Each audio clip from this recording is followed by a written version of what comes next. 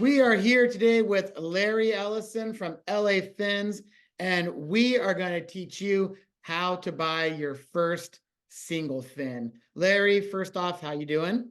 Good, thank you. How are you? I'm doing really good. And I got to tell you, been a lifelong surfer, all the way back from fiberglass fins into fin boxes. And now there's so many ways you can change the way your board performs based on what fin you choose. And it confuses me after surfing this long. So I'm hoping that you can break down for somebody who's getting their first single fin, how to pick the right fin for the right board. Yeah, well, there's a couple ways of looking at it. There's the beginner that just wants something for direction, for stability, which is flex isn't important, but you want a lot of surface area fin. It's important that you have the surface area so that it takes the wobble of the board out and you have direction, because once you get momentum from paddling and then the wave picks you up, your board stabilizes. And you want to be able to get up at that point and have enough lateral resistance of the fin so your board doesn't slide out from under you and throw you off. So, a way of determining the depth of the fin is that simple way is taking a fin, lying it down on your fin box to where the top of the fin that's out of the fin box sits to the side of the fin box, lean it to the rail, and on a conventional fin, you should be 1 inch over the rail. On a flex fin, you should be 1.5 to 2 inches over the rail of the tip of the fin.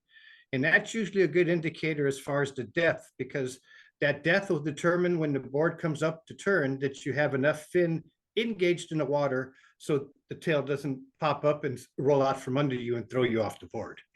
So that way you're using not only your fin, but you're using your rail, 2 points of contact in the water to kind of help with that stability? Correct. Gotcha. And when you look, there's so many different shapes and fins between a wide base, a narrow base, a lot of rake, not a lot of rake. How do you know which one to pick out there?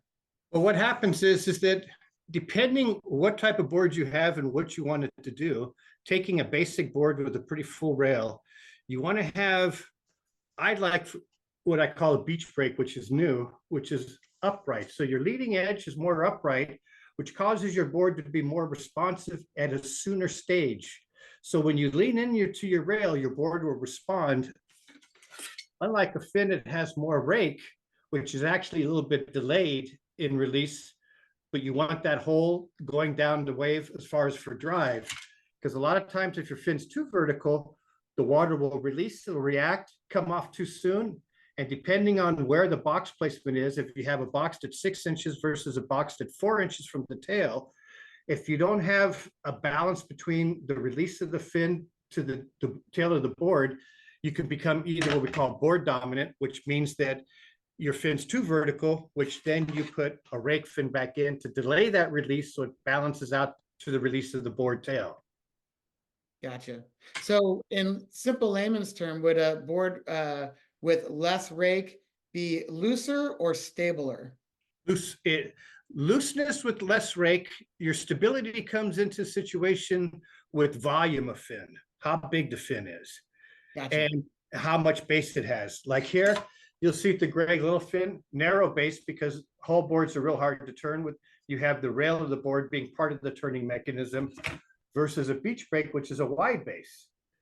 Gotcha. So for somebody who's just starting, because I'm also going to assume that there's going to be some parents looking at this video, their kids getting into surfing, a wider base fin is going to be more stable for someone getting into surfing to learn how to surf with that, balance. Well, it gives you not just stability, but direction, because the fin is a steering mechanism. People seem to overlook the fin because shapers are all about their blank. Nothing else matters. Oh, it's not the fin, it's not this, it's the board. Well, that's not always the case, because it's like putting donut spares on a car, driving it down the street versus having regular tires. That's the simplest way of explaining it. Can you imagine having that on your car? That's exactly what a fin does. Gotcha. So that's a good way to look at it. More base, more stability, more directional turn, less base, less fin. It's going to be a little bit more on the more advanced surfer who's Well, really it's not necessarily always advanced. If the fin is tall, it actually like 2+1s. A lot of time, narrow base fins and cutaways were very popular in the 90s because the boards had a lot of volume, the velocity of the wave pushing you, and you wanted the board to be quick responding. But then the problem with the cutaway, when people try cutaways without side bites, without having the momentum of a wave, then you'll come down, you make a turn, your board just sits there. And then you got to wait for the wave to catch you and start pushing. You see people paddling with their hand on the side. That's because you're under finned or you have no base because you're not having any energy to push off of. You always have to push off of something to get forward projection. Gotcha. Makes sense. So if you're a new surfer, get some base. If you're a new surfer, you would basically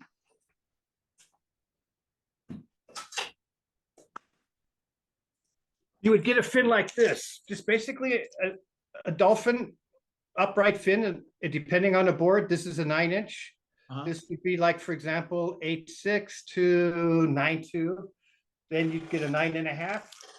You'd get like a, say, 8-inch. It would probably run you 8-inch would probably be like 8.2 to 8.8. Gotcha. So this is what we call a positive feel fin, easy to turn, fairly upright. It's got a little bit of rake, but this has been around since the 70s. Still a traditional plan shape. Tried and true, works out, and people have been using it for years. If it's not broken, why fix it? Well, there's other versions to bring things to life, but that's the simplest thing for starting point. Gotcha. Awesome. Well, Larry, we appreciate these tips. And well, for anybody who has any more questions on fins besides, getting information from you, me, I'm always going to say, go down to your local surf shop. A lot of the shops carry LA fins. A lot of the guys behind the counter can tell you more about the fins. Don't go shopping and buying fins on places like Amazon because they don't know.